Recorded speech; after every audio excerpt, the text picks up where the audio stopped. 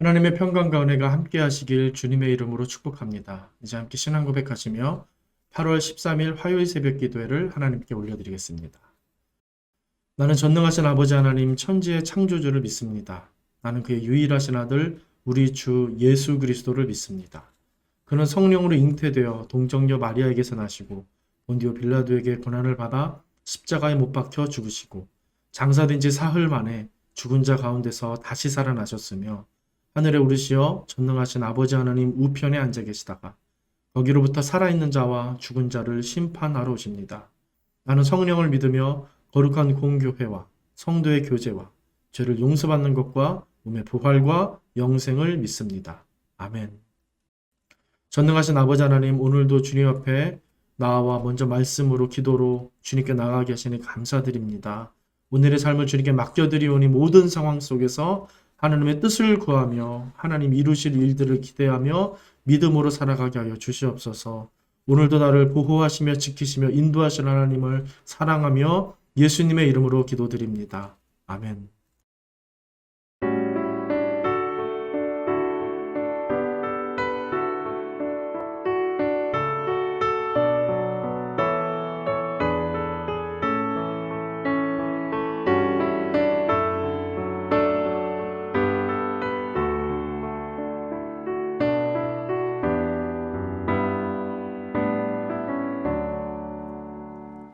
예수를 나의 구주 삼고 성령과 피로써 거듭나니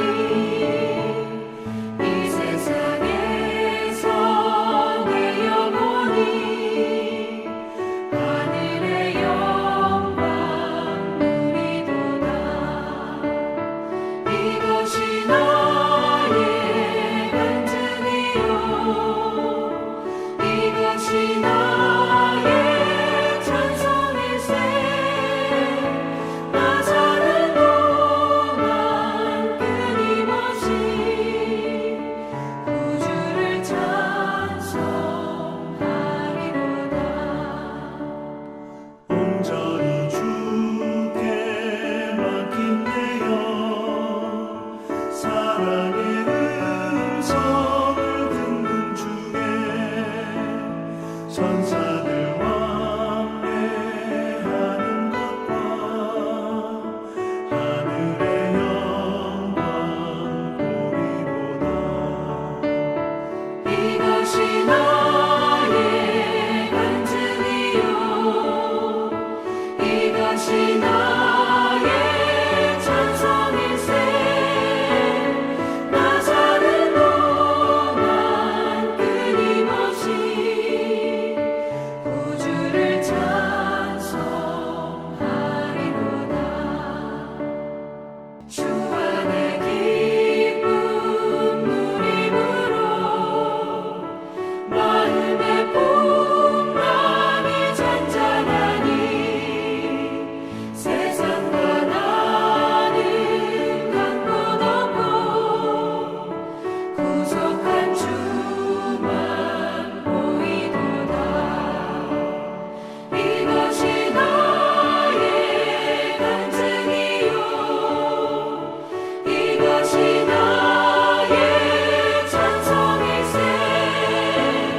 나 사는 동안 끊임없이 구주를 찬송하리로다.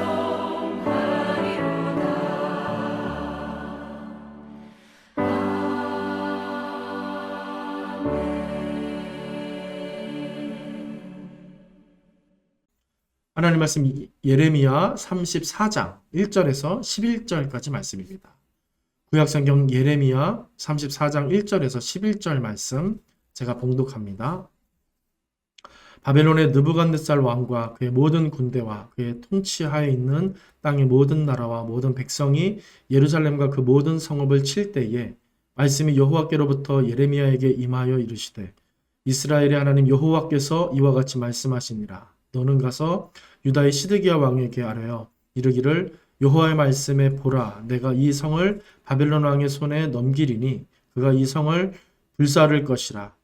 네가 그의 손에서 벗어나지 못하고 반드시 사로잡혀 그의 손에 넘겨져서 내 눈은 바벨론 왕의 눈을 볼 것이며 그의 입은 네 입을 마주 대하여 말할 것이요 너는 바벨론으로 가리라. 그러나 유다의 시드기야 왕이여 여호와의 말씀을 들으라. 여호와께서 네게 대하여 이와 같이 말씀하시니라. 네가 칼에 죽지 아니하고 평안히 죽을 것이며 사람이 너보다 먼저 있은 내 조상들 곧 선왕들에게 분향하던 것 같이 네가 분향하며 내게 분향하며 너를 위하여 애통하기를 슬프다 주여 하리니 이는 내가 말하였음이라. 여호와의 말씀이니라 하시니라. 선지자 예레미야가 이 모든 말씀을 예루살렘에서 유다의 시드기야 왕에게 아뢰니라. 그때 바벨론의 왕의 군대가 예루살렘과 유다의 남은 모든 성읍들을 쳤으니 곧 라기스와 아세가오라 유다의 견고한 성읍 중에 이것들만 남았음이더라. 시드기야 왕이 예루살렘에 있는 모든 백성과 한 가지로 하나님 앞에서 계약을 맺고 자유를 선포한 후에 여호와께로부터 말씀이 예레미야에게 임하니라. 그 계약은 사람마다 각기 히브리 남녀 노비를 놓아 자유롭게 하고 그의 동족 유다인을 종으로 삼지 못하게 한 것이라. 이 계약에 가담한 고관들과 모든 백성이 각기 노비를 자유롭게 하고 다시는 종을 삼지 말라 함을 듣고 순복하여 놓았더니 후에 그들의 뜻이 변하여 자유를 주었던 노비를 끌어다가 복종시켜 다시 노비로 삼았더라. 아멘. 오늘 본문 말씀은 남유다의 마지막 왕 시드기야에 대한 하나님의 예언 말씀입니다. 때는 바빌론이 이미 유다를 침공해 들어왔고 예루살렘 성에도 타격을 어느 정도 입은 상태였습니다. 하나님이 시드기야에게 먼저 이렇게 말씀합니다. 내가 바벨론 왕에게 이 성을 넘겨주고 그가 이 성을 불사를 거다. 정말 청천벽력 같은 소식이 아닐 수 없습니다. 예루살렘 성이 넘어가고 더욱이 이방인에 의해 불타없어진다는 것은 유대인으로서 또 왕으로서 정말 충격적인 일인 것입니다. 하지만 그것으로 끝나지 않았습니다. 이어서 하나님은 왕인 시드기야가 바벨론 왕에게 사로잡혀가고 그에게 복종하게 될 거라고 합니다. 그러면서 하나님은 계속 이후의 일에 대해서도 말씀을 자세히 하시는데 4절 이하를 보니까 시드기야가 죽기는 하는데 칼에 죽지 않고 평안히 죽을 거고 사람들에 의해 그 선조들처럼 애통이 여김받고 분향을 받게 될 거다. 그렇게 말하십니다. 여기서 칼에 죽지 않고 평안히 죽을 거라는 말은 최소한 시드기야가 유대 전통에 따라 더럽힘 받지는 않는다는 말입니다. 유대인들은 칼로 목을 자르는 참수형을 가장 수치스러운 죽음으로 생각을 했었습니다. 사실 34장 20절이나 36장 30절을 보시면 유다의 다른 왕인 여호야김이나 또 언약을 파기하고 악행 저지른 백성들에 대해서는 아주 비참한 죽음이 예고되기도 합니다. 너희 시체가 공중의 새들과 땅 짐승의 먹이가 될 거다. 그렇게 버려질 거다. 라는 험악한 예언이 나오기도 합니다. 그러니까 유다의 멸망은 이미 엎질러진 물처럼 다시 돌이킬 수는 없지만 마지막 이 시드기야 왕에 대해서는 최소한의 것을 지켜주고 보장해주겠다라고 하는 하나님의 배려가 담긴 말씀이었던 겁니다. 이런 예언을 선지자는 시드기야에게 그대로 전해준 것입니다. 그리고 이윽고 바벨론의 왕이 군대를 몰고 와 예루살렘과 유다의 모든 성읍을 쳤다고 합니다. 그런 다음 시드기야는 선지자를 통해 선포된 하나님의 말씀이 이루어지는 것을 진짜 보고 두려운 마음에 순종하고자 하나님을 경외하면서 중요한 계약을 많은 백성들과 함께 더불어서 맺게 되는데 무엇입니까? 하나님께서 원하시는 대로 종을 놓아 자유롭게 해주고 더 이상 동족 유대인으로 종을 삼지 말자는 그런 내용의 계약이었습니다. 이와 같은 일은 출애굽기 21장과 신명기 15장을 근거로 하는데요.